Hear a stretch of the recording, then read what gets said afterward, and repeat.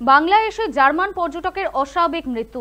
হাওড়ার B garden থেকে special ক্রুজে বুধবার বেনারস যাওয়ার কথা ছিল বেশ কয়েকজন জার্মান পর্যটকের। সেই দলেই ছিলেন 91 বছরের রিচার্ড কার্ল ম্যাক্স। তার আগেই ঘটে অঘটন। তার অস্বাভাবিক মৃত্যুকে কেন্দ্র করে উত্তেজনা ছড়ালো হাওড়ার বি গার্ডেনে। কিভাবে ওই পর্যটকের মৃত্যু হলো তা নিয়ে রহস্য তৈরি হয়েছে। পুলিশ অস্বাভাবিক মৃত্যুর মামলা রুজু করে তদন্ত শুরু করেছে। পুলিশ সূত্রে খবর, গত 20 নভেম্বর এক দল বিদেশি কলকাতায় আসেন। সেই দলে ছিলেন 24 জন জার্মান এবং 14 জন আমেরিকান। কলকাতায় ঘুরে তাদের যাওয়ার কথা ছিল বারাণসীতে।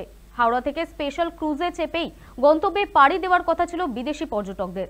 বুধবার গঙ্গা বিহার নামে একটি ক্রুজ ঠিক করা হয়েছিল তাদের জন্য, কিন্তু তাদের মধ্যে ওই জার্মান পর্যটকের মৃত্যুর ঘটনা ঘটল।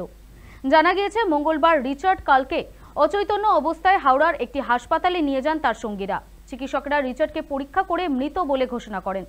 খবর পেয়ে হাসপাতালে আসে বি গার্ডেন থানার পুলিশ। মৃতের সঙ্গীদের এবং তারা যেখানে ছিলেন সেখানকার লোকেদের সঙ্গে কথা বলছে পুলিশ। তার মৃত্যুকে ঘিরে ঘনাচ্ছে রহস্য। অনেকেই বার্ধক্যজনিত অসুস্থতার কথা বললেও ধোঁয়াশা রয়েই যাচ্ছে। কিভাবে মৃত্যু হলো তা খতিয়ে দেখছে পুলিশ। প্রাথমিক তদন্তে পুলিশের অনুমান, শারীরিক সমস্যার জেরেই আচমকা মৃত্যু হয়ে থাকতে পারে তার।